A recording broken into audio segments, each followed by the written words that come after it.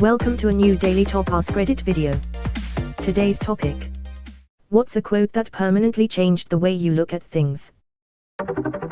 Use what talents you possess. The woods will be very silent if no birds sang there except those that sang best. Henry Van Dyke. Holy fuck, that's beautiful.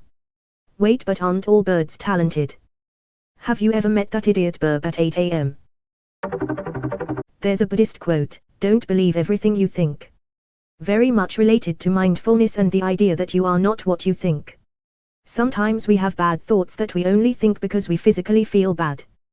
That doesn't make us bad. Just observe and let the thoughts pass. Also, intrusive thoughts.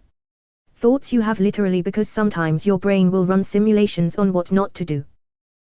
Gee, this is a high bridge.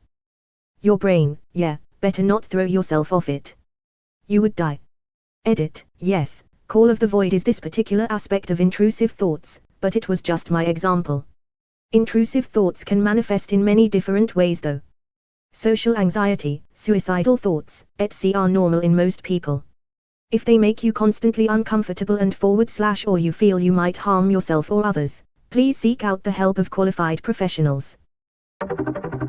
People don't think about you as much as you imagine they do. Similarly, I've heard this as don't worry about what others think of you because in most cases they don't. You'll worry less about what people think about you when you realize how seldom they do. David Foster Wallace. It's easy to fool someone, it's hard to convince them that they've been fooled. One of the saddest lessons of history is this: if we've been bamboozled long enough, we tend to reject any evidence of the bamboozle. We're no longer interested in finding out the truth. The bamboozle has captured us. It's simply too painful to acknowledge, even to ourselves, that we've been taken. Once you give a charlatan power over you, you almost never get it back. Carl Sager.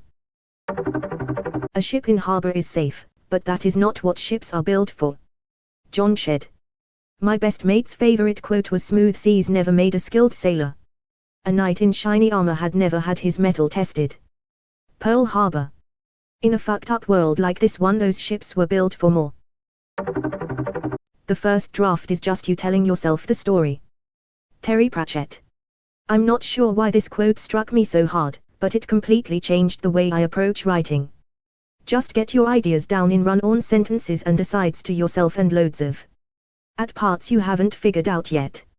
It took me more than 30 years to realize that a first draft isn't just a rough version of the final draft. It's a map for yourself, and no one else. We're all critics, we're all so good at recognizing what's shitty about something, but then we're also bad at making something. So just make something bad and then criticize it until it's good. Dan Harmon. And I think this quote where he elaborated on it is even better.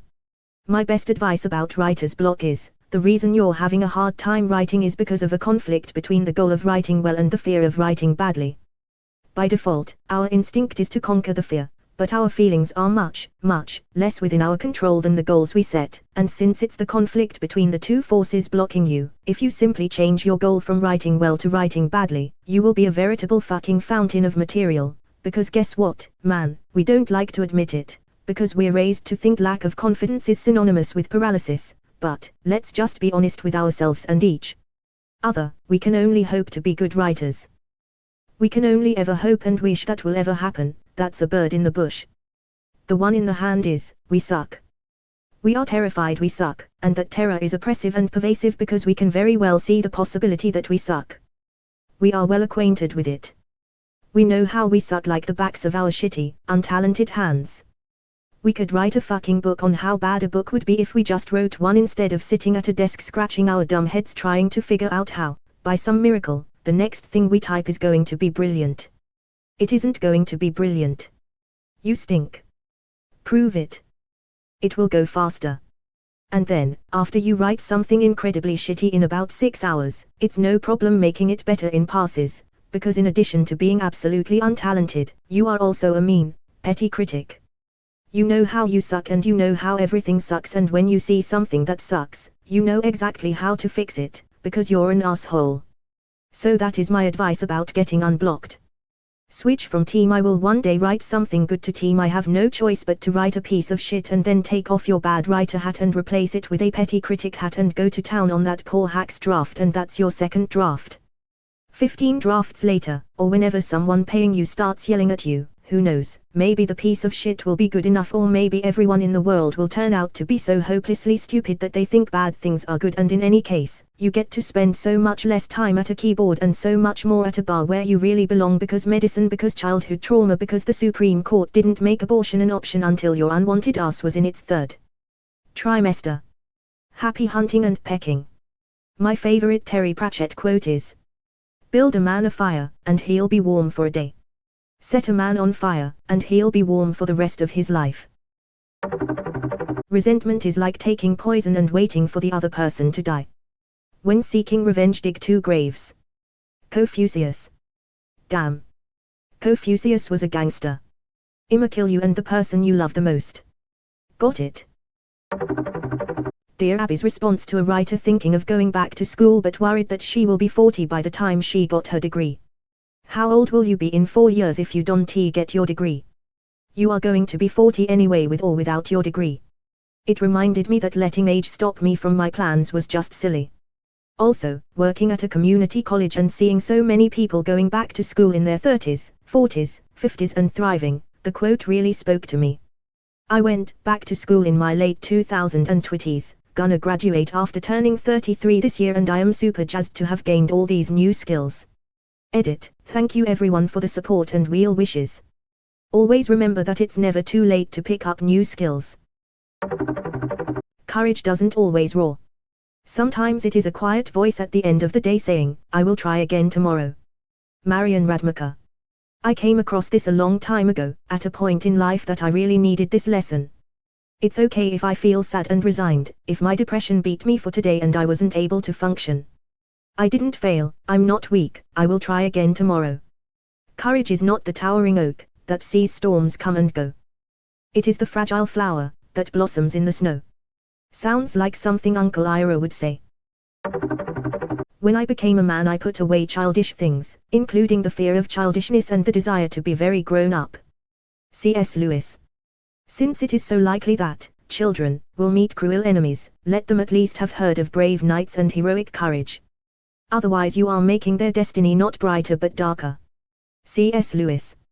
Riffing on a classic G.K. Chesterton quote, "Fairy tales are more than true, not because they tell us that dragons exist, but because they tell us that dragons can be beaten." The pain I feel now is the happiness I had before. That's the deal. C.S. Lewis. Oof. Gut punch. Grief is the loss of what we love. I always resonated with grief is love with nowhere to go. Or something along those lines. Not sure where it's from. There's not a lot of things worth caring about. Told to me by a close friend, and it really helped me get over my insecurities and self-consciousness. Think of things this way. After you leave school, there will be 2 types of people in your life, your friends / family and strangers you will never see again. You don't need to worry about being insecure and self-conscious with the first group because they love / like you, and so it really doesn't matter. You don't need to worry about being insecure and self-conscious with the second group because you're never going to see them again, so it really doesn't matter. If you've watched Schitt's Creek, there's a great bit about David doing his driving test that I use when I'm teaching anxiety coping skills. The takeaway quote from the episode is, "Nobody cares, strangers you interact with have no interest in you and are probably not even paying attention, so there is no point worrying about what they think." Socializing is just like any skill. You need to practice before you're good at it. My mum, comforting me when I was struggling to make friends. Edit. Thanks for the awards. I assure you, next time I see my mum I'll tell her about your compliments. My buddy Josh has autism and will occasionally ask me why anybody would even like him. I tell him I don't know man, we just do. It's not the answer he's after, but it's the answer nonetheless. Graveyards are full of irreplaceable people. That quote helped me stop going down the path of working myself to death because my job needs me. It's possible to commit no mistakes and still lose. That is not weakness. That is life. Captain Jean-Luc Picard. The opposite is true as well. You can make all the mistakes and still win. 7 billion people, someone's rolling all nut. 2020s. I think we all know an idiot who has rolled a few natural 20s in life. That mountain you've been carrying, you were only supposed to climb. Really helped me overcome a lot of traumatic experiences and difficult chapters in my life. I hope it helps someone else out there. You can't blame a blind person for being blind, you just don't let them drive your car. We have to realize a lot of stuff in life is beyond our control. We have to learn to live with it. The good and the bad.